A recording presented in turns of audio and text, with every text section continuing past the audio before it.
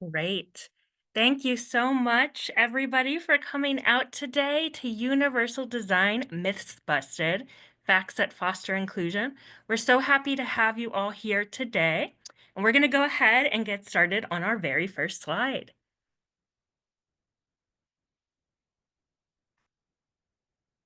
So, a little bit about me before we get going. My name is Rachel Goldmeyer. I've got a picture of myself here on our first slide today.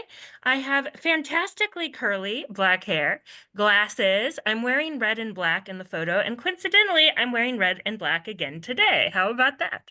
I have a master's degree in social work as well as a master's in public policy and administration, and I'm very proud to be Starkloff Disability Institute's first ever Universal Design Program Coordinator.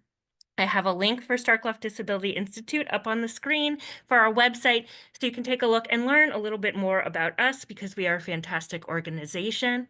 In addition to introducing myself today, I also wanted to discuss that one of the reasons I started with introducing myself is because it was through introducing myself to folks and talking about my role that a lot of the inspiration of today's webinar first came about. Whenever I would say I was a Universal Design Program Coordinator, I would often get a reaction of, "Oh, what's that?" My favorite actually came from my father, who went, "I have no idea what that is, but it sounds very important and very fancy. Congratulations on your new role." In addition to having folks question what universal design is, another very common reaction was, well, why do we need universal design? Don't we have the Americans with Disabilities Act? Or isn't it expensive? So those are some of the topics we're going to tackle here today, and we have a really great group of people to do so. Next slide. So welcome again, and thank you so much for spending your time with us today, either your early morning or early afternoon. We are so happy to have you. We're going to do a little speaker introduction and some housekeeping. I want you to know all about our fantastic group of Mythbusters here today and learn more about them. And we've also just got to, go over that common logistical piece just to make sure we've got some good puzzle pieces in place for us to continue on. Then we're going to learn what is universal design. Meaghan Walls is going to talk all about that and teach us about universal design. And then we're going to get into universal design myths and facts, and the full group is going to jump in. This is going to be the meat on our bone. Afterwards, we're going to have time for a question and answer session. So please make sure you're putting those questions in the Q&A box throughout this, so we are able to answer all your questions at the end. And then we're going to conclude for the day and have a wonderful day full of, fun new universal design knowledge to incorporate. Next slide. So who are our Mythbusters? Well, I'm so glad you asked that because we have assembled an A-plus team of fantastic people across different disciplines and different points of view as it comes to universal design. We've got Meaghan Walls representing the nonprofit world and the Center for Disability Inclusion. We've got Steve Wright, a very well-accomplished author and speaker who's going to talk all about universal design and his experiences with it. We've got the excellent Gretchen Kingma, who brings real estate knowledge as well as design knowledge. And we've also got Tiffany Dill, who brings occupational therapy knowledge and more to the table. Between them, over 60 years of experience working in fields related to universal design. And joining us today to help with technology and logistics, we've got Anna Zielinski and Katie Fields. Anna is sharing the screen and will be moving the slides along, so you'll hear us say next slide just to alert her to the next slide, and Katie Fields will be in the background monitoring your Q&A. Next slide. All right, some quick housekeeping pieces. Please make sure you click the CC button, closed captions at the bottom of your Zoom screen to turn on those live captions. We want to have your questions in the Q&A box so we can be sure to get to them. There will be no continuing education units as part of today's webinar, unfortunately. However, there will be future events that do have that. So stay in touch with us on future webinars and events by using this QR code to get to our newsletter sign up, and you can go ahead and press on About Universal Design to stay in touch. And we are going to use the chat every now and again sparingly, but we want to encourage just to use it if we really need to, because those notifications can be distracting, and especially if someone has a screen reader, it can read off all of those notifications. So for the most part, we are going to stick to the Q&A box unless there is something pressing happening with technology and you want to alert us to it. But in the meantime, keep your eyes and ears open for Starkloff Disability Institute's Universal Design Summit. You're not going to want to miss it. It's coming in spring 2026, and we want as many of you here in St. Louis with us celebrating as possible. But with all that said, it's time to turn over the reins to our first speaker, Meaghan Walls, and hear a little bit more about what universal design is. Thanks, Rachel. Happy to have all of you here. This is one of my favorite topics to talk on because it impacts so many different areas of our lives, which some of you may not have even realized. And so hopefully you'll be enlightened to that with our time together today. I'm Meaghan Walls. There is a picture of me up on the screen, but for today's purposes, I am wearing a green polka dot shirt and I have my brown hair pulled back and I'm wearing pearl earrings, and that's about as exciting as it gets. And that's me at the surface, but to let you know a little bit more about what we like to call at the Center for Disability Inclusion our below the waterline identities, and what brings us into this space. I've spent my entire professional career working in disability and accessibility spaces. I am an assistive technology professional and a certified ADA coordinator, but I bring this universal design conversation into those spaces. I also really enjoy being outdoors and books. I'm a wife and I have 2 kids. I also live with regular migraines and navigate that throughout my days. I have a daughter who with ADHD, which gives us another journey to just to navigate as well. I like doing puzzles, and I have a lot of house plants and too many dogs. And I tell you all of that just like all of you that are here, there are a lot of things and different aspects of our lives where we interact in the community or our workplace or with friends. And so this universal design conversation impacts all of those different things that we do and those different roles that we have in our life. And so just to have some shared experience, maybe there's something that I shared that resonates with you and you're like, oh, I wonder what that's like for her. Well, love to talk about any of those things with you offline. Anna, next slide, please. So that's a little introduction to me. Universal design covers so many different things, but it's not always well understood, as Rachel indicated. And so I'm gonna give you a little bit of a working definition. We're gonna talk today, about what universal design is, where it can show up, what it's not, and bust down some of those myths. So our goal today is really to provide you with some insights and information that can help you combat resistance to some universal design, maybe approaches or solutions in whatever role it is that you're filling in your days, within your workplace or within your community settings, and also to be able to defend its importance for achieving higher levels of inclusion in our communities and our workplaces, and not just for people with disabilities, kind of for the collective, which is going to be a really important piece of what we talk about today. Anna, next slide. So what I'm going to share is kind of the definition of universal design is that it's the design and composition of an environment, and I'll add in or product or service that can be accessed, understood, and used to the greatest extent possible by all people, regardless of their age, size, disability, cognition, gender identity, sexual orientation, culture, and language, without the need for adaptation or specialized design. So while the ADA provides a great foundation to guide us towards compliance, it's the framework of universal design that helps us design spaces and things that go beyond compliance and are truly centered around the human experience in those spaces, if we're thinking about the built environment. And while this definition refers to spaces I mentioned, it also applies to products, processes, services, policy design. And here's an example of that difference in compliance versus the mindset around universal design or greater access for greater numbers of people. In a building, the building might have an accessible entrance in accordance with ADA guidelines and regulations. That's great. It's awesome that people can get into your building, your workplace, your community center.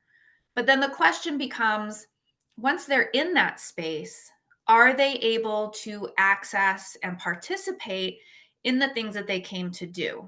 And within the building, is the building itself understandable and usable to guide their experience? So adding those types of questions on top of what compliance gets us is really what applying a universal design lens looks like, and what those conversations can be like. Next slide, Anna. So I can't see you all, but I would venture to guess that a number of you have been exposed to The Little Mermaid at some point in your life, whether yourself, little kids in your life. And I like to talk about the outcomes or the impacts that universal design can have in that understandability piece, to help us avoid the dingle hopper effect, right? So the dingle hopper, that's a phrase from The Little Mermaid. If you landed with us today, April 10th at 11:12 a.m. Central Time, from another galaxy, or from another time, maybe like 200 BC, right? And I handed you a fork. So the middle picture on the slide is just a fork. If I handed that to you with no other context, would you intuitively know what it's for, what to do with it, how to use it? Is it safe? Is it a weapon? Right? And so it's thinking about how it's accessed, how it's understood, and how it's used. And that's the framework around universal design, is thinking about those three kind of key concepts. And so with the framework of universal design and those key areas of accessible, understandable, and usable, it helps us get a general idea of how we can apply universal design, why we would apply it so that we can avoid the dingle hopper effect, and the different ways that it can show up. So now with that framework, I'm going to pass it on so we can start getting into our myths and busting through some of the resistance that you may have experienced. Good morning / good afternoon to everybody. I'm Steve Wright. I created a universal design class. I work as a town planner, advocate, speaker, and I'm a Pulitzer-nominated journalist. I'm wearing a black shirt with a gray blazer, which combined to create the salt and pepper color, which is the color of my hair and my beard at age 60. Next slide, please. Yes, I'm honored to present myth one. Basically, it's the old universal design is too costly to implement. It requires complex adjustments. This suggests that universal design requires a significant investment of resources, or perhaps isn't even feasible in many settings. Next. The real truth. Universal design has been found to not, underline not, add any extra expense if implemented from the very beginning. So all the architects, planners, builders, all of you working within those groups need to inform people of that.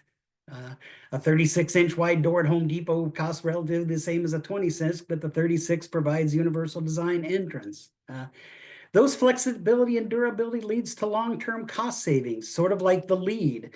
When the green building came out, people were skeptical. Now, just about any builder that builds a larger building demands that of the designers. So I think that's something within the disability community we need to educate more people about.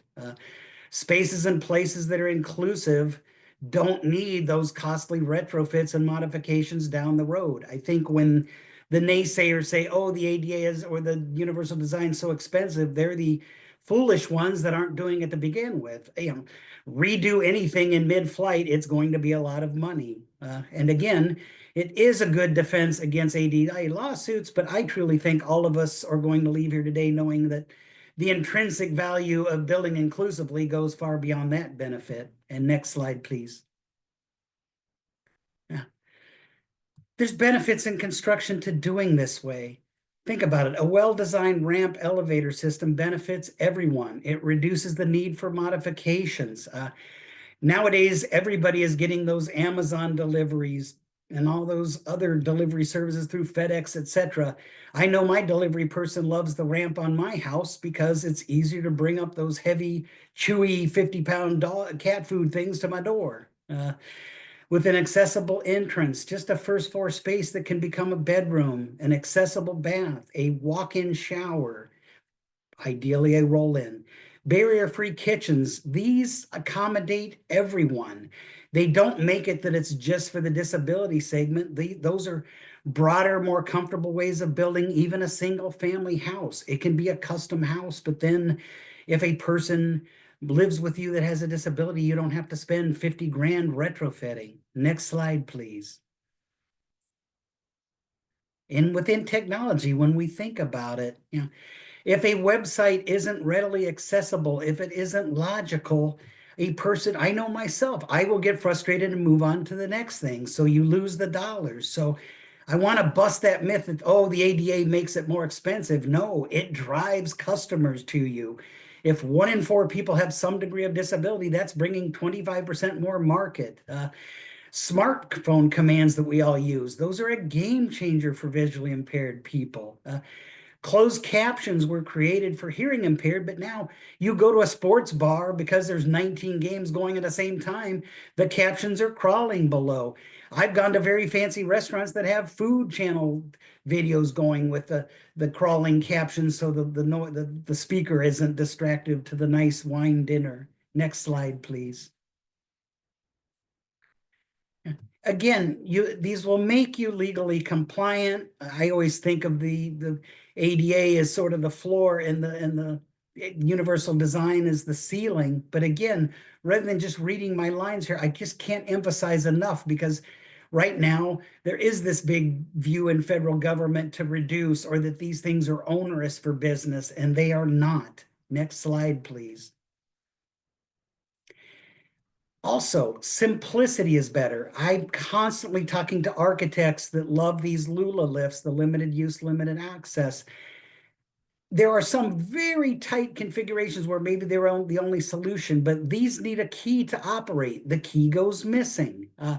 They need an intense amount of maintenance. Why would you ever want your critical measure of accessibility to depend on expert maintenance? You think about it, when these get rusty outdoors or they cease to run, if that's the only way of getting ingress and egress, there could be a tower with 800 affordable housing units that can't be accessed by a person with disability simply because the stupid lift broke. A ramp is better 99% of the time. Next slide, please. Again, I like this theme of, it's not onerous. It's a huge return on investment. I understand there are fiscal bottom liners that are skeptical of the value of universal design, but a friend of mine in North Carolina forwarded this to me. Their housing finance agency just a few years ago did a very exhaustive study of, I could give you 20 different slides alone on all the intrinsic values of converting homes to be more universally accessible. But for every dollar spent on a home repair that makes it more inclusive and age-friendly, $19 in Medicare savings were produced. That's a pretty good return on investment. Next slide, please. Scaffolding, it's been around forever, but it's the friend of universal design. If it's created wide enough, it makes the sidewalk accessible during giant construction. You think about it, if the sidewalk is completely closed, just to go to a CVS to go get a prescription filled that's further on down the line where the sidewalk's closed, you would have to cross dangerous traffic 4 times. No one wants to cross 4 lines of dangerous New York or Miami traffic, whether you have a disability or just have an 8-year-old in tow. Next slide, please. You think about when you build it accessibly, this is Detroit's Q line. It's a game changer. It's a free almost covering 4-mile subway line. I'm sorry, it's an at-grade streetcar line. They built platforms that are level boarding. That way you don't have to have a ramp that deploys or a stair creeper or anything like that that can break down. It's just level entrance for boarding. And again, elderly people who do not view themselves as disabled but do not have the greatest gait or stability or balance love these entries. People lugging around their luggage to move from the hotel, from the train system, love those. Next slide, please. When you think about it, again, busting this myth that accessibility hurts a small business. A small business over 3 decades is going to spend 100 grand on all the upkeep of their building. Welcoming ramped interest costs less than 10,000 in almost every case. So again, you can't say that something's a fraction of the capital cost of keeping your building plumbed and well working is onerous or a detriment. It actually, again, it brings in 20 to 25% more loyal customers. Next slide, please. Yeah. I think we all know this, but if we don't, if you're new to this idea, the CDC has documented 1 in 4 adults has some level of disability. There's more than 1 billion on the planet. Ohio State, I'm an Ohioan, did a study that when a person gets off of the accessible transit, only 1% of the built environment is 100% readily accessible. So we need to be hitting our mayors and our city managers and our presidents of our city commission to say, hey, fix the broken sidewalks, fix the curb ramps. These are game changers. They're not, it's not favoring one business. It's not a tax abatement for one company or a free stadium to a billionaire owner. It's ground level mobility for all. Next slide, please. Again, an accessible environment works for all. It helps marginalized groups. Yeah. Keeping your elevators to a subway station or say an elevated, the L in Chicago, it's a basic thing and it pays for itself because trust me, it may cost $400 a day to put a person into an assisted living facility. If they can live independently, they're going to go out and earn 50 or 60 grand. That's a return on investment. So it's a fractional cost to put in those extra elevators. It creates a stronger tax base for all of us. Next slide, please. This is just a little bit about how getting to weigh in with me down the line. I took off 120 pounds when I started using universal design and doing more walking in transit instead of using the automobile. Thank you very much. I'll turn it over.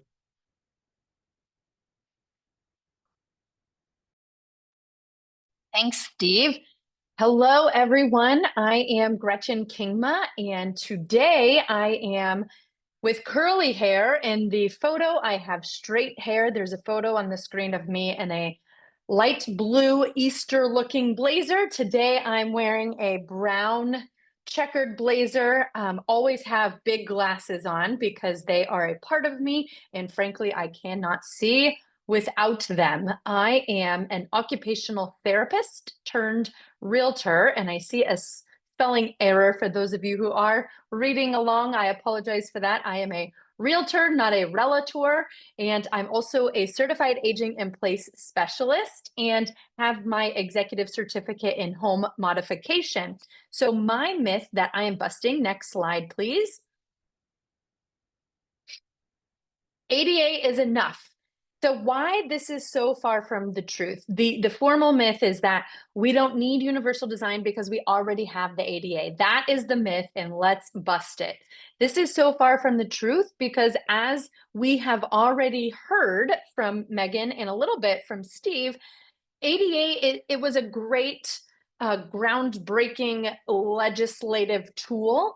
And it was born in 1990. That was the year that I was born in. So it is 34 years old, and outside of increasing who qualifies as having a quote unquote disability, the actual law has not changed since 1990. Yet the technology evolves all the time. So myth number 2, following legal accessibility guidelines is enough, and there's no noticeable difference between these guidelines and universal design.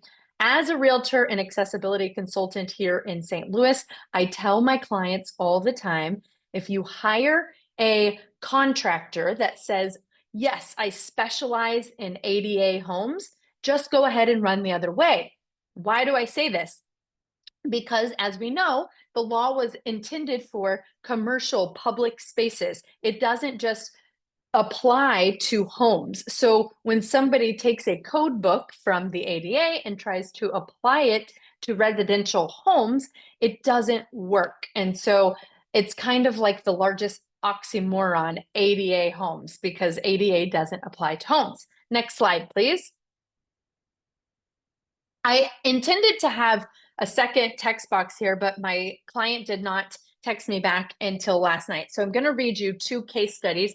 These are real clients that I'm working with real time, both wheelchair users. One uses a manual chair, the other uses a power chair. So very different needs. And this was their response when I asked them, why do you feel ADA is not enough? First one on the screen, as you can see, they aren't enough because they are so broad. So they means regulations. The ADA regulations aren't enough because they are so broad, but also too vague for folks to design and build in a way that is functional. And then I apologize that this text is not on the screen. As I mentioned, I got my response a little bit delayed. But this client says, while the ADA is extraordinarily important and groundbreaking for those of us with disabilities, it falls extremely short in current times because it does not account for or have a mechanism to keep up with the huge progression of technology since its passage in 1990. It does not consider any aesthetics or universal design principles, and it fails to address those special considerations in privately owned homes and facilities where idiosyncratic and design elements might be quite difficult to overcome. So while one answer is much more wordy than the other, they are saying the same thing. ADA is not enough because it doesn't function well and it doesn't look aesthetically pleasing. Next slide, please. So here is a little anecdotal story about a client that I served a couple years ago. And this is not a stock image. This is an image from my iPhone and a mortifying experience. So I had a client who had some severe CHF, and he walked with a mobility device, a cane, but also required to take rest breaks quite frequently, cannot do long distances. So before we would go see any property, as the OT and realtor, it's my job to assess as much as I can the property before we go view it. And this was an apartment complex that the photo on the MLS, I wish that I could find it. I couldn't for this presentation, but the image that they provided on the MLS just showed the front door, the front entryway. And then they listed it as an ADA compliant apartment complex or apartment unit. Then when we got there, as you can see in the picture, the ADA parking was up top and there were about 15 stairs to go down. And then once you go down those 15 steps, then yes, the unit was 0-step entry. So that made it ADA compliant. I was mortified because I did not go check it out before my client got there. My client and I are there. I got there a little bit before him and saw this parking situation that led 15 steps down to the ADA compliant condominium and knew right away that it wasn't going to be a fit. So this is a real live example of why ADA guidelines just simply aren't enough. Next slide, please. Oh, spoiler alert. So I put a big arrow on the screen for those of you following along. I have a big yellow arrow pointing at the stairs and my hand is still in the picture. So you can see where the ADA parking lets you off right into a lovely set of stairs to your ADA compliant apartment, using sarcasm because it was a terrible situation. We did not even get to see the unit. I had to have my client turn around and onward went our search. Next slide, please. So this is just a quick chart I made as far as compare and contrasting ADA guidelines with universal design to give us a very quick overview. So as I've already mentioned, you can think of the ADA as being a retroactive solution to disability, whereas universal design is a proactive, inclusive design that doesn't require a disability to benefit somebody. So one is a byproduct of accessibility, that's ADA. The other is a proactive form of design that benefits all people, all ages, all abilities. The goal for the ADA, as I mentioned, was compliance and accessibility, whereas the goal for universal design is inclusion for everyone. It's ease and dignity and human, really. The focus of ADA is very minimal standards, whereas universal design focuses on going above and beyond those ADA guidelines. ADA is required. Universal design is, in some markets across the United States, there are some requirements at a smaller level, but federally at a larger governmental level, not required. It is strongly recommended for living in place and for ease of use in a residential and commercial setting. ADA is often not aesthetic at all. Universal design is very beautiful aesthetic. When I was a adjunct professor at St. Louis University in the occupational therapy program, I would use the analogy of hiding the peas in the mashed potatoes to explain to my students how universal design should be used. You're taking accessibility, the vegetable that nobody wants to eat, and you're hiding it in the delicious starch mashed potato. So universal design functions like an accessibility feature, but it looks beautiful and marketable to all people, not just individuals with a disability. Next slide, please. I believe this is my last case study, and this one is near and dear to my heart. This was a client as well as my parents' home. My father was diagnosed with stage 4 cancer in 2020, and I was forced to help my parents downsize and modify a home out of swift necessity if dad was going to be able to stay at home. We found this house that from the front looked like a nightmare for accessibility because it has a ton of steps in the front. In the back, there was just 2 steps to enter this double door entryway, which is a primary bedroom. The photo is the back of a house that has a deck with 1 step to enter from the front and a sloped ramp with stamped concrete to the left.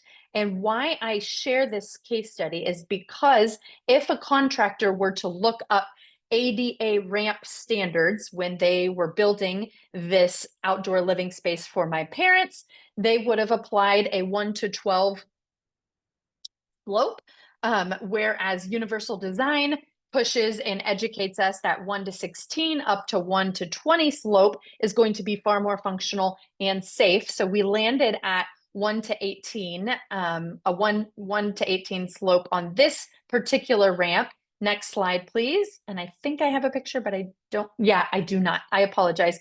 But a fun story. You can go back to the previous slide to give us a visual. But that 1/18th slope of a ramp allowed my dad to, as you can see here, pull his truck up when he was still driving, but maybe shouldn't have, but he was a stubborn male.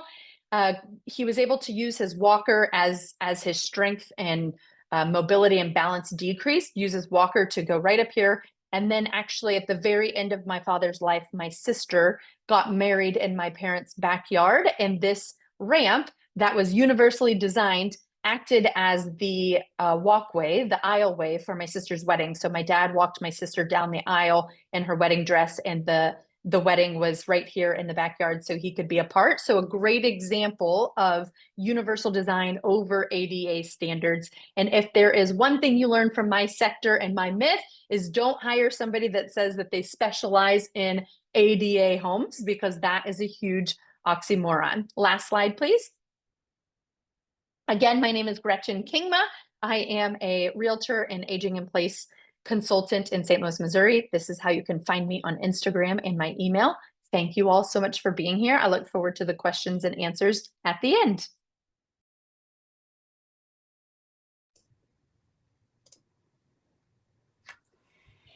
Thanks, Gretchen. That is a good segue to what I'm busting today. And I'm going to start off by saying my name is Tiffany Dill. I'm also here in St. Louis, Missouri. I am wearing a pink jacket today with long brown hair and blue eyes. I am a universal design and accessible consultant, and I'm still practicing occupational therapy. I'm an occupational therapist with a master's in public health. I run with this proactive, preventive mindset. And so, therefore, I like to help people be proactive in their design plan.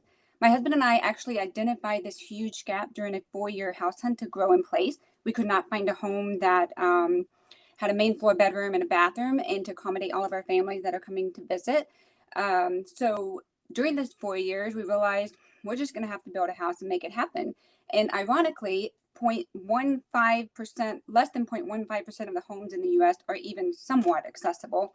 So this was able to allow us to have multiple generations in our home and our family members with disability to participate in all of our family events and milestones and holidays. I married my love for occupational therapy and home design and launched my consulting business in 2018. So I've been practicing as an OT for 11 years. In the last 9 years, I have been in the construction and design experience. No, next slide, please. Yeah. I'm here to debunk myth number 3. Universal design results in bland, unattractive, or institutional looking environments. And let's just say that ADA is also blah.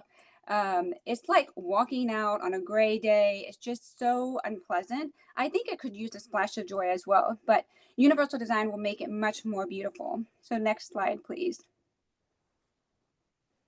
And this is a picture of me in an ADA compliant bathroom. We've talked about ADA compliant and how to go beyond ADA. And I want to talk about why we need to go beyond ADA and how we can elevate it and make it create joyful spaces. And this image is real life. It's me standing in an ADA compliant bathroom with my 2 boys and a double stroller.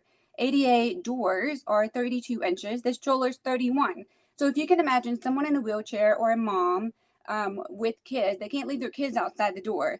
And you got to shimmy your way in through the bathroom and you can barely make it. So that is like everything that could go wrong can go wrong. And it's an ugly bathroom. So I don't want to be in there. It doesn't even look like it's very pleasant to begin with. It could use some color in this bathroom. But the point is, it takes more time for us to go to the bathroom and we may not be able to make it. But if we could make the doors 36 inches and just make the spaces a little bit bigger and design beyond ADA, and not just and go beyond the codes, then that makes the experiences much more pleasant and much more inclusive. So it's proof that meeting code isn't the same as meeting the real needs. Universal design goes beyond minimum standards. It prioritizes people and not just compliant. It creates spaces that are inviting, elegant, and thoughtful, spaces where everyone feels like they were considered from the start. Because when design is truly inclusive, no one feels like an afterthought. And I will tell you, as a mom, and when I had my firstborn, my eyes were opened even more. I'm already an occupational therapist. I'm already hyper aware. But when I became a mom, I became more aware of the limitations in our environments. Next slide, please. I have a lot of beautiful spaces to show off today, so I'm going to make it quick. So universal design is elevating experiences for everyone. And I want to showcase the beauty of universal design in vacation rentals, homes, public spaces, and products. I am a huge advocate for multi-generational homes and vacation rentals because I do this with my family, and I think it should be the norm. We need to normalize universal design for everyone to enjoy vacations, their homes, public spaces together. This is a picture of a beautiful 2 different types of tile. One is wood grain and the other one is a burlap texture. So it's just showing that it can still look beautiful in a home. And this is a curbless shower, by the way, with the tile and no transition. So you can still make spaces look beautiful and accessible. Next slide, please. Vacation rentals, we're gifting joy through inclusive stays from grandma's walker to toddler strollers, even the uncle in a wheelchair. Everyone benefits from ease of access. This is my family. This is who I'm talking about. And this may be someone else's family as well. This picture here is a beautiful 3-story white beach house on the beach. It's in Anna Maria Island, Florida. And I will tell you, when I was looking for a home for my multiple generations and my brother-in-law that's in a wheelchair, it was very hard to find a vacation home that less than 1% of the vacation homes on the market are even accessible. But when I was looking through the photos, I noticed that because the elevator was blended in with the aesthetics of the home, you don't even identify it. But as an OT and as someone that knew what elevators look like, I saw something that gave me a hint that there was an elevator in this home. There is an elevator in this home. This home is accessible, and it provides joy for everyone going on vacation to be together, and it doesn't turn anyone away. Everyone can be a part of this vacation. Next slide, please. This is the true joy of a multi-generational family getting together. Up here on the top right is a 92-year-old grandmother all the way down to a 5-month-old. The parents, grandparents, and even the uncle that's in the wheelchair is on the beach. We made this possible. This home made it possible for my family. You can see on the left here that there's 0 step to get in. And believe it or not, if you look up accessible vacation rentals with elevators in them, there's still sometimes a step to get into the home. So be aware of that. This one did not have a step to get into the home. And the elevator, you don't see it here. It's behind that door. And that door blends in with all the other doors in the home. So it makes it look beautiful and like it's intentional. Down here on the far right is my grandmother participating in the kitchen, and she can cook with us. She can be a part of this family gathering and meal prepping. And my brother-in-law can wheel underneath the table. There's different height chairs and different types of chairs and different styles of furniture for everyone to enjoy and feel comfortable. Next slide, please. I'm going to breeze through these next couple of ones. This is Branson, Missouri. This is also an accessible rental. As you see on the right, this is a semi-accessible bathroom. There's still a step to get into the shower. The grab bars are there to help for stability and safety. And it's not a full roll under sink, but it's somewhat more accessible than a standard sink. And then on the far left, you can see the whole family can gather together without any barriers. There's a lot of space there. And then here, my grandmother and my infant is entering the home with ease. There is a ramp to get into this house and a 0 step from the very front. Next slide, please. Paia, Maui, Hawaii. Believe it or not, this home was accessible. My grandmother could join us on this vacation, and it had a main floor bedroom and a bathroom. The floors were concrete. It was beautifully done. It was so inviting and so welcoming, and we all enjoyed this space. This was a hidden gem. It's right downtown Paia and blended in with the locals. So we were able to enjoy the space together. No transition, no threshold between the floor transitioning, and then it had a 0 step entrance to get into the door. And then you can see here on the left bottom, there is a bathroom with a curbless shower, and it was beautiful. And the table here on the top, a high chair and a wheelchair can be at the table with us. Next slide, please. Residential homes, we are designing for life, love, and longevity, thoughtfully designed for multiple generational living, which is on the rise, and milestones to enjoy milestones and everyday moments together. This is a 2-story home. Is it accessible? Yes, there is a ramp in the back, and I'll show you a picture on the next slide. This is actually our home. We spent 4 years trying to find a home and decided to build our own. As you heard, ADA does not apply to residential homes. Do not believe someone that says they know ADA for homes. However, this ramp here is not ADA compliant. However, if there's an opportunity to make a home accessible, take that opportunity, use those possibilities and look for those. This is an example of making a ramp fit in the back. It's not ADA compliant, but I just wanted to get people in my house. That's all I cared about. And up here on the top right is a semi-accessible bathroom. It's curbless shower. We offer shower chairs for guests that come and stay with us. We have a roll under sink, grab bars, and a slide bar with a shower head on it. Wide hallways and wide doorways. It goes beyond ADA standards, and it can be customized per the client. Next slide, please. Sorry, I'm whizzing through here. So this home is a ranch home for a 30-year-old couple, and it's my brother. I consulted with them on this house, and I saw an opportunity to create a 0 step entrance. You can see here on the bottom right picture, 0 step entrance from the garage into the home. And I said, please do yourself a favor, make a 0 step entrance from the garage. And they did, and it worked. And it's beautifully done, and you don't have to haul your groceries in. You can wheel your strollers in there. You can wheel all your storage, all the furniture. It just makes it so much easier for everyone, not just for people with disabilities or mobility equipment. The shower here is a curbless shower. Next slide, please.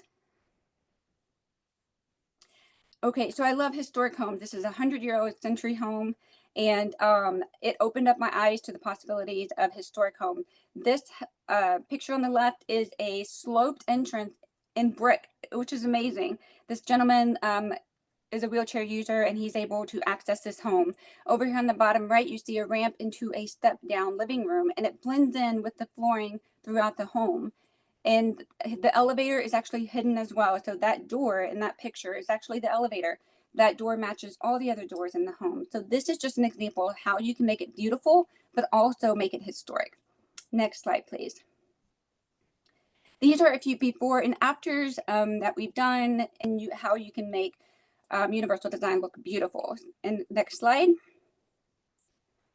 This is an accessible bathroom for a couple in wheelchairs, and making a bathtub look accessible, but also beautiful, and making everything look intentional and functional. Next slide, please. And another one of a kitchen. This is for a wheelchair user as well. And it's multiple height countertops, and then just being creative with designs and going beyond ADA and thinking outside the box. Also customizing for the client. Next slide, please. Public spaces, we are welcoming the world one design at a time, from intuitive wayfinding to stylish ADA bathrooms, elevating public spaces to ensure all people feel welcome and navigate with dignity and ease. This is Charlotte, North Carolina Airport. I love this place, and I geek out on wayfinding as well. That's a whole nother topic. This is a whole nother subject. So we're going to leave it here. This is showing you bright colored icons and bright colored signs. It's high contrast, and the icons are identified for everyone across different languages. Next slide, please. Public spaces, ADA, I talked about adding splashes of joy in ADA, especially ADA bathrooms. These are all designed beyond ADA, and a stroller can get in there. The mom can make it to the toilet. My toddler can use these bathrooms, some of them, not all of them. Some of them don't even have stools to access the sinks, but he can still wash his hands. The center picture here is him walking down to a pediatric clinic. When it comes to wayfinding, it's about navigating the space and how we make it easy and intuitive and usable. And so when you go to a pediatric hospital or a clinic, you will find some really good wayfinding and signage. There's a lot of color, there's bold letters, and there's big letters and numbers. And if kids can navigate that space, then you believe it. A lot of other people can navigate that space easily as well. Next slide, please. Product. Universal design is small investment, big impact. Steve nailed it. When you do it up front, it's a lot less costly later. So from sleek grab bars to smart home technology, beautifully blending form and function to provide inclusive options without compromising style. So here we have a bidet seat. This is something I often recommend for patients even at Shriners. And so someone that has a wrist fracture or a mom in postpartum, this is a great option for them. Next slide, please. And these are all the different products that are beautifully designed for everyone to use. You got the slide bar with a grab bar, actually with a shower head on it. And you've got the toilet paper holder, which is an assist bar. You can use that top part of this toilet paper holder to get yourself off the toilet. Think about teenagers who have broken their foot playing soccer and they're non-weight bearing. They can just lift themselves off the toilet, especially moms that are pregnant. And you've got rubber thresholds at the bottom. These are simple solutions that are universally designed, products that will elevate joy in the home. And I like to highlight these things. There's a lot of education behind this as well. So if products similar to ADA compliant, if products say they're ADA compliant, be aware that it's part of the product that may be ADA compliant. Not every product is going to be accessible for everyone. Next slide, please. This was a lot of information, a lot of pictures, and so I provide additional tips and resources on my blog, www.blueday2.com, and that's with the number 2. And you can follow me on Instagram at the Tiffany Dill for additional resources and tips. Thank you.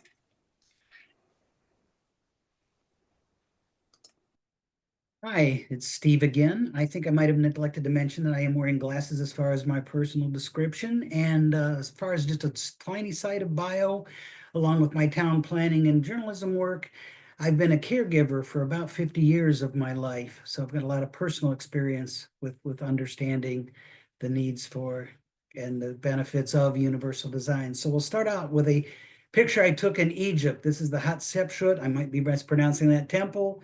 Obviously, it's such and such BC. And look, they might be a little bit steep, but they built a series of ramps. So ramps are not some newfangled outlier evil. They're in classic architecture dating back centuries. So again, the myth here is upgrading spaces and using universal design might interfere with historic preservation, or does it conflict with historical neighborhood? Does it strip away character or local charm? Well, I'm here to bust that one open. So next slide, please. This happens to be the Detroit Art Institute, which was built long before the ADA, but they have gently beveled ramps and just entryway features through the doorways that make seamless accessibility. So again, earlier I talked about that myth of the commercial building. Well, you think about a large historic building, just to keep up with code, just to have plumbing that's not disgusting, just to modernize AC or put glass in that helps the environment and doesn't cost a fortune to heat or cool. They're doing all those upgrades. So when they're doing those upgrades, if they introduce the universal design modifications, it would be very inexpensive. The contractors are already on site. There's already that economy of scale. So again, these are the Diego Rivera murals. They're some of the most wonderful murals in the entire Western world, and nothing got ruined just because you don't have to go all the way around the building to enter accessibly. History, the beauty, character, they remained throughout the entire process. So next slide, please.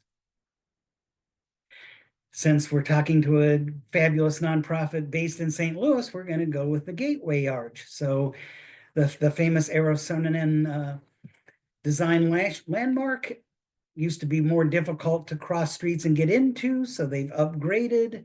So there's more pedestrian safety. Again, I think all of us are in team. We're saying, yes, this makes life more wonderful for a person using Canadian crutches or a walker or power or manual chair. But for all the folks on here that have children or grandchildren, it makes it safer to cross. Longer timed crosswalks even make life easier when crossing lanes of drivers that are more intent on getting somewhere on time than sparing the pedestrian safety. So, and back to the arch, the inclusion efforts included integrating more diverse individuals and perspectives in the storytelling. So again, there's a big reason why Ron Mace, the fellow that invented universal design, didn't call it guy who used a wheelchair because of post-polio syndrome design. He was a genius, that he understood the universality of all of this. Next slide, please. This is my favorite place on earth. It's the Graça neighborhood, which means grace. So it's a religious neighborhood of Lisbon, Portugal. And if anybody's ever been to Portugal or Brazil, their sidewalks have these tiny little tiles that get bumped up by the freeze and thaw, or they're just not inlaid well. So it's a terrible tripping hazard, and it just shakes you out of your wheelchair. So they did a retrofit. They did a little skinny. It could have been a little wider, but they put a very smooth surface. If you polled 9 out of 10 people and said, hey, did you notice something different there? They wouldn't even notice it's so seamless. When they have a fair every Sunday, everybody sets up right along this because they understand they're older visitors. The people with strollers enjoy that. So again, it takes away the bumpy, but they're very proud of their calçadas, so it doesn't take it away completely. The majority of the town square still has the historic little baby tiles there. So, and again, I said I don't want to bite the hand that feeds me, but I love my Portuguese folks. But yeah, that one's maybe 4 feet at the widest, and it really should have been 6, because that way 2 different people crossing in 2 different mobility devices could cross without bumping out of that. Or if one of those displays selling organic honey bumps into it by an inch, they haven't cheated away the space. Next slide, please. Back home in St. Louis, I think everyone that would look at this building would say this is my marvelous federal building with this Art Deco elements and classic columns. And so again, when the restoration was done to add the ramps, add the elevators, the tactile exhibits, I don't think anyone would say, oh, this is lousy now, I would never want to go there to tour. So the Soldiers Memorial Military Museum is gorgeous. The modifications allow wheelchair users to reach previously inaccessible areas. Some of my colleagues on this have mentioned that kind of thing, like, well, the threshold is level, but the stairs to it make it non-accessible. Or I've been to a lot of museums where you can get to the main galleria, but perhaps the really fun hands-on exhibit was unfortunately up steps, or the dividing space between it blocked the vision. So again, let's make all of our exhibits more interactive and more accessible to all. Next slide, please. New York's East Village, a lower rise, not quite those giant skyscrapers we see around Central Park and further beyond, but yeah, the savvy merchants put in ramps. They may be right at the 1 to 12. They might not be perfect, but it would be nice if people didn't tie bicycles to them and have handlebars blocking. But you know what? It works. They look like the historic wrought iron from Lower Manhattan, and you know, the historic facade of the building, the cute apartment over it, the little cornice work. Maybe there's a gargoyle. None of that left. And again, these people didn't get ordered or have a lawsuit. They're just smart. They thought, wow, I have older people in my neighborhood. I have some people with disabilities. They're going to come to my bodega morning, noon, and night because they feel welcome and comfortable. The bodega around the corner, who knows? Maybe they have better pastrami, but a person needs to get lifted into it, and that takes away dignity and independence. So thus, again, here's a small business that benefited. It was not any sort of hazard or onerous thing. Next slide, please. Miami Beach, my beloved getaway. When I'm really feeling good, I walk there, and rather than driving over. These were old, decrepit Art Deco buildings. There was one plan to raise them to build up higher. A group came in and said, guess what? Despite what ableists say, quality, affordable, accessible housing can be built, and it can be done economically, even on a small scale. You don't have to build 100 units before the numbers work. So it's kind of a well-known Henderson Court. It's a 1937 building, almost going on 100. And they just made the ground floor parts accessible. They built a series of wide ramps. They mimicked some of the Art Deco railing and the brushed nickel look of all the ramps and the fencing around the gardening, and so it kind of doubled down on making it beautiful. And all the historic preservations loved it and gave it awards, and they understand now that accessible aging in place goals are met. So we don't have to raise and tear down an older, gorgeous building, and we can just do some demo inside. And these are now more energy efficient and lasting. Next slide, please. Now we're going to take you to Samarkand, Uzbekistan. I have sort of hiked and driven the Silk Road. So, again, 14th and 15th century architecture. UNESCO World Heritage Sites, so it's delicate buildings. They had a Soviet occupation there, so there was some screwed up things of some of the facades. All these factors. Uzbekistan is not a wealthy nation by any stretch, but again, they thought, you know what? We're going to dig in and spend millions of dollars at our there's probably 20 different sites that are world historic, and this will draw tourists. Here's a wonderful man pushing his daughter in a wheelchair, and he's just sort of taking it all in and saying, wow, the ramp from the tram that drops you off there, the sidewalk there is gently graded. There are platform ramps, and I don't think anybody's ever said, oh, my photo's ruined because something 2 feet off the ground is a ramp. I mean, you can, I took this shot, there's a ramp right about where his head is in the background, but I just see beautiful domes. I see unbelievable things that influence Spanish architecture and everything down the road. Next slide, please. Again, this is another part of Miami where they had these 1948 buildings, and they didn't have the budget to do second story, so they just retrofit them and made the first story accessible and had some ramps out by the curb. And it's concrete, it's lasting. They didn't go with those Lula lifts that break down. But again, just to make the point that there is a market for this. This isn't some handout or buying one's way into heaven. Surveys have shown that 90% of retirees want to age in place. There's sadly more than 1 million people over 65 that live in inaccessible homes. They basically outlived their home. Millions of baby boomers are retiring each year. So a lot of realtors, a lot of developers are going to get the idea that the ADA is not some constraint. It is opening up an entire new market. Next slide, please. In Paris, the beautiful Musée d'Orsay, and I'm a hillbilly, so I probably butchered the French.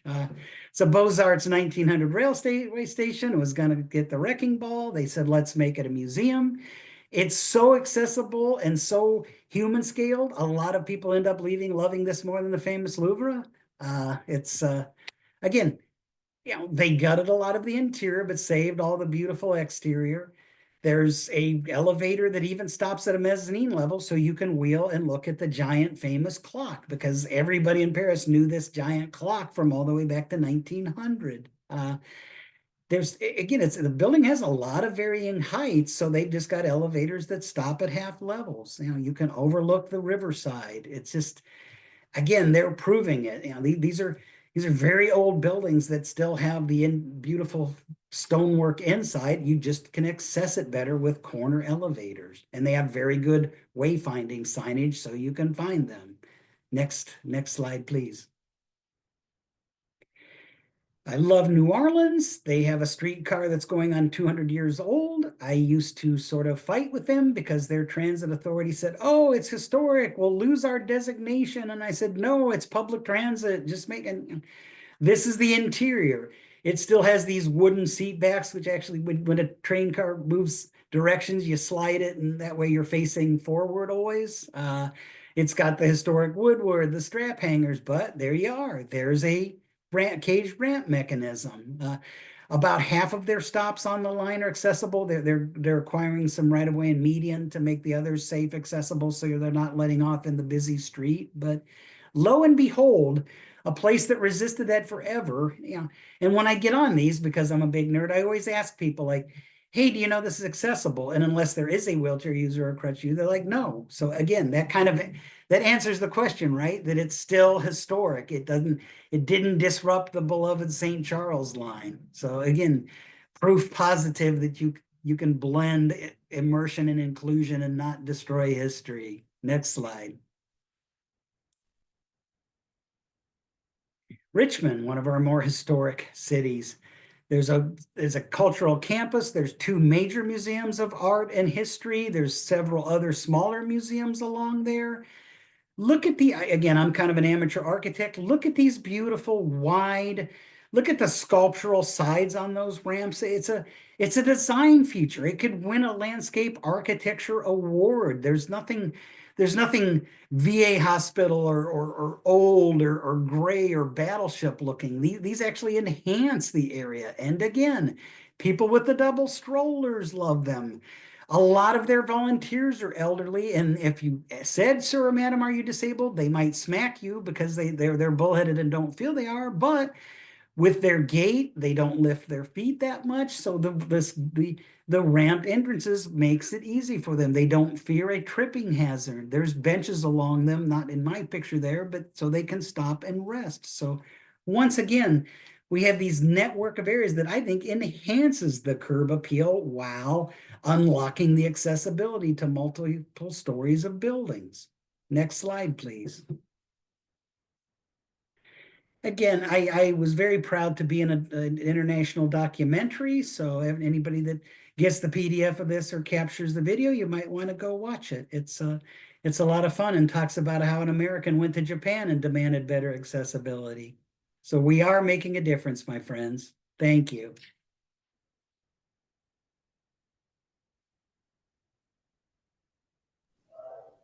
Awesome. Thanks, Steve. So this is Meaghan back again. And hopefully myth number 5 is going to be the easiest one for us to bust after what you've heard from the group today and all the different examples. I'm going to share a few more examples, but myth number 5 is that universal design only benefits people with disabilities. If you can think back and recall the definition when I introduced universal design at the start of today, you might have noticed that in the definition, nowhere did it say that universal design was designing for people with disabilities, right? It's designing for the greater benefit of all members of the community. And generally speaking, universal design within products and service or spaces may solve an access barrier for one group or one situation, but then be appreciated and valuable to the masses. So that's some of what we're going to see in some of the examples. Next slide. You've heard this, you heard kind of a number around here and reference to the vast portion of our community nationally and globally that live with disabilities. So there's 1.3 billion people worldwide who have a disability. But here's the thing, these 1.3 billion people also have friends and family and colleagues, circles of influence, right? So things that make life easier for these 1.3 billion people also are valued and have impact on all those people that are around them. So creating greater access for people who have faced barriers in different spaces results in greater inclusion of their entire kind of circles, and thus just creates more inclusive communities kind of all around. All right, so next slide. Let's take a look at some universal benefits of universal design. So I really want to showcase through these examples ways that things that may have started as removing access barriers are greater benefit, and kind of some maybe ways that you haven't thought about them in this way before. So curb cuts removed a mobility barrier for greater access to the community. Not everybody needs a curb cut, but everyone can use a curb cut, right? It's similar to the conversations that have happened today around ramps, that it allows for people who use wheelchairs or pulling luggage or pushing strollers or all those different types of situations to more easily access the environment. The same thing is true with automatic doors that removed a barrier for a mobility barrier into buildings, but they're beneficial for people who use delivery people using dollies, people using wheelchairs, pushing a shopping cart, pulling a wagon, pushing a stroller, right? So I think we can probably all relate to different times that we may not have even noticed that we went through automatic doors because we were engaged in conversation or distracted on our phone, and magically the building is just open to us, right? That's how we benefit from universal design. Next slide. So I like to, in certain situations, I'll spend more time on the text messaging conversation, because here's what a lot of people might not realize. Text messaging actually started to remove a communication barrier for the deaf community as smartphone technology was evolving. And now it is relied on by businesses and individuals in our communities. You know, how you communicate with people across generations, appointment reminders, quick check-ins. Basically, our society lives and dies by text messages. But the origin of it was a barrier removal for the deaf community. So it has become something that we all appreciate and value. Something like a height adjustable desk, right, has flexibility, which is one of the key principles of universal design. So it's beneficial for people who use wheelchairs. Wheelchairs and people sitting in them are at different heights, but also for people who do not, because they want to walk during a meeting, or they just need to stand up throughout the day. Maybe they're managing some chronic pain and they need to switch positions throughout the day, right? So lots of different benefits. Closed captioning. This came up in, I think, a couple different times today, but it again was a communication barrier removal solution, but they're used in noisy settings. If you're watching characters, sometimes I throw them on if the characters have thicker accents or Peaky Blinders. If anyone watched that, I had to have captions on the whole time because I could not figure out what they were saying sometimes, right? So lots of different ways that we benefit from these innovations that remove barriers originally for people with disabilities, but make things more usable for all of us. All right, next slide. In Tiffany's slides, she showed you a picture of a little boy walking around a clinic and the use of color and wayfinding. Like Tiffany, I could go on, spend an entire session with you just talking about wayfinding, navigating environments, and that intuitiveness that we can create. Love it. It's a favorite area of mine. But you think about hospitals, and they are inherently a stressful place. Most people aren't there because they are in a happy situation. So how do we make them less stressful? And how do we support people that are coming from different cultures with different cognition levels, different literacy levels, different ages? Find where they need to go, find their loved one that they're trying to visit. So we can do that with the use of color and symbols and creating this intuitive, joyful-ish environment in a place that maybe doesn't inherently bring joy. Right? Universal access changing tables, a giant passion area of mine. And they are beneficial across the board, all ages, younger children, older children who need support, adults that are caregiver companions.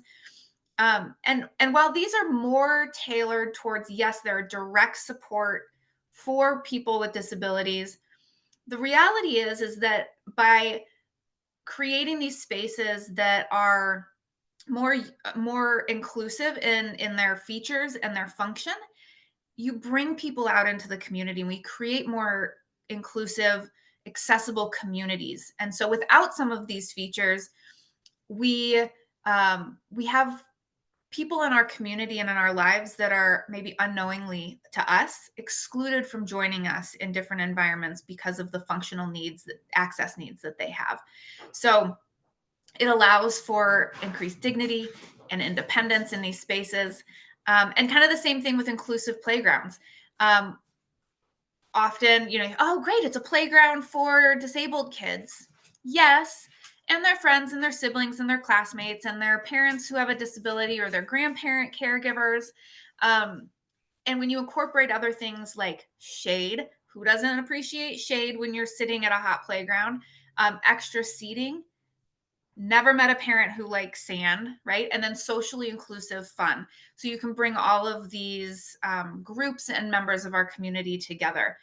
And so there's a lot of community-wide benefit to these intentional choices that we make and how it brings our communities together. And it's not solely for the benefit of the individual with the disability. It's for the entire social network and the kind of thread of our community. So that brings us almost to time. And my examples to kind of show some of those nuanced ways that incorporating universal design helps bring our communities together. And it's not just for people with disabilities. Oh, and thank you. This is how you can reach me at the Center for Disability Inclusion. We help businesses largely advance their disability inclusion efforts in the workplace, the marketplace, out in their communities. Please reach out with any questions or check us out on LinkedIn.